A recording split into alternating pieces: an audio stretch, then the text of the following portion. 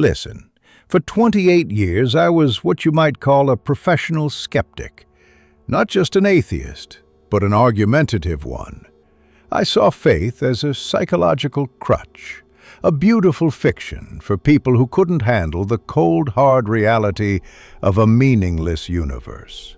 I studied science, I trusted evidence, and I had all the answers for why God didn't exist.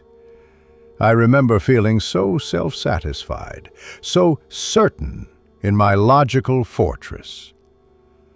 Before I tell you what happened, if you've ever wondered whether God is real, or if he still shows up in people's lives, hit subscribe and stay close, because what I'm about to share might change how you see everything. It certainly shattered my world. My life before that moment felt heavy, not overtly miserable, but deeply, chronically anxious. I was successful, but I was living on a treadmill. I had this persistent, gnawing emptiness inside, this feeling that no matter how much I achieved or how many facts I collected, I was missing the main thing. I used to look at people of faith and think, how can they be so sure? My biggest doubt wasn't even about God being angry or judgmental. It was about him being silent. The universe just felt empty to me, and that silence was deafening. I thought, if a God exists, why the brutal indifference? Why doesn't he just show up and end the debate?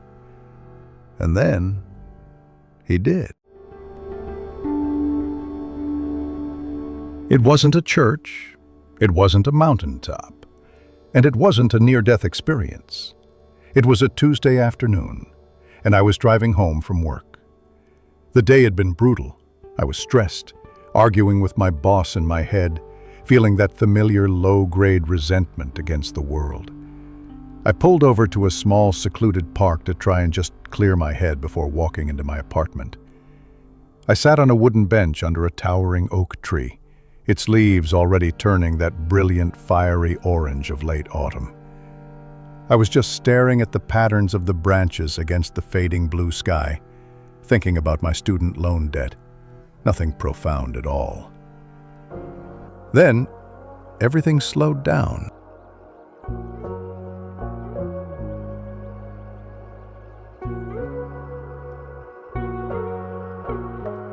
It's hard to describe the physics of the moment. I didn't hear a booming voice. I didn't see an angel. What happened was a surge of absolute, unconditional love that hit me with the force of a physical wave. It came from nowhere, and yet it filled everywhere. It wasn't my love. It was pure, perfect, and had a source. It felt like being immersed in sunlight on the coldest day, but the light was a profound knowing. Every cell in my body seemed to understand something simultaneously that my mind had been fighting for decades. The silence I had complained about was instantly replaced by a communication so clear, so intimate, and so overwhelming that words fail me. I knew, with a certainty that erased every single doubt I had ever held, that I was not alone. I was seen. I was loved. And the source of that love was intelligent, personal, and was the very ground of being. In that moment, the entire structure of my atheist worldview didn't crumble. It simply dissolved like salt in water. All the arguments, all the skepticism, all the clever rebuttals, they just didn't matter. They were irrelevant noise. Tears started streaming down my face. I wasn't sad. I was just completely, utterly undone. I wasn't praying. I was simply present to a reality I had denied existed. The world around me looked different. The oak tree wasn't just wood and leaves.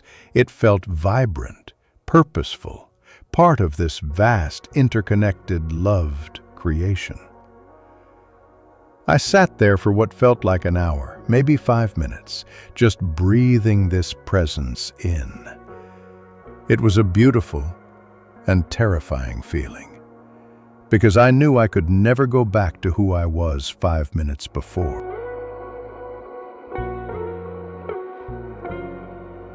Listen, scientifically, we know that experiences of awe, feeling small in the face of something vast, can actually trigger profound shifts in our prefrontal cortex, the part of the brain that handles self-focus. It reduces the sense of self and increases feelings of interconnectedness and gratitude. What I experienced was awe taken to an infinite degree. It wasn't just a chemical reaction, it was a revelation that gave the chemistry meaning. When I finally stood up, the light lingered. The world was still the world. The park bench was still wood. My car was still there. But I had new eyes. The chronic anxiety was just gone. Not managed, not medicated, but gone. Replaced by a solid, unshakable peace. The emptiness that had gnawed at me had been filled.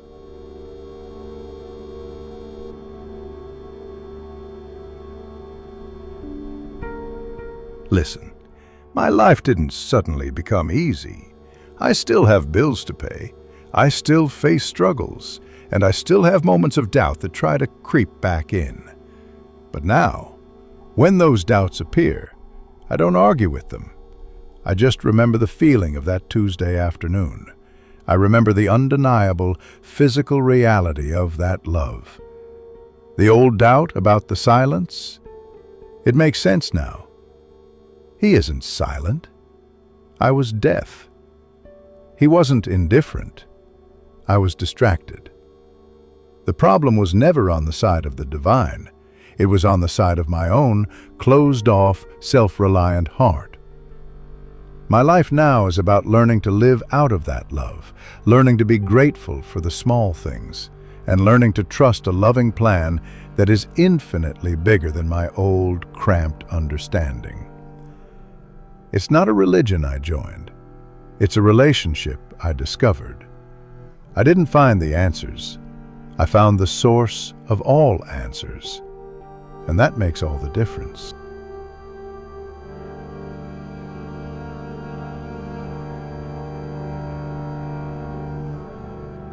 Listen, I share this with you not to convince you of my specific beliefs, but to open a door in your mind.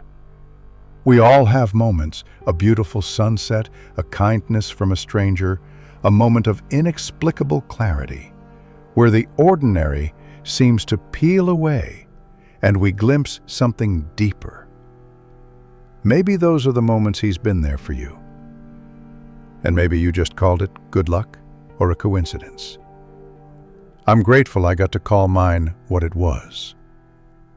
Thank you for letting me share this raw, honest piece of my story. I hope you'll take a moment today to reflect on your own life and the unexpected gifts you've been given. Stay connected. There are so many more stories of real encounters to share.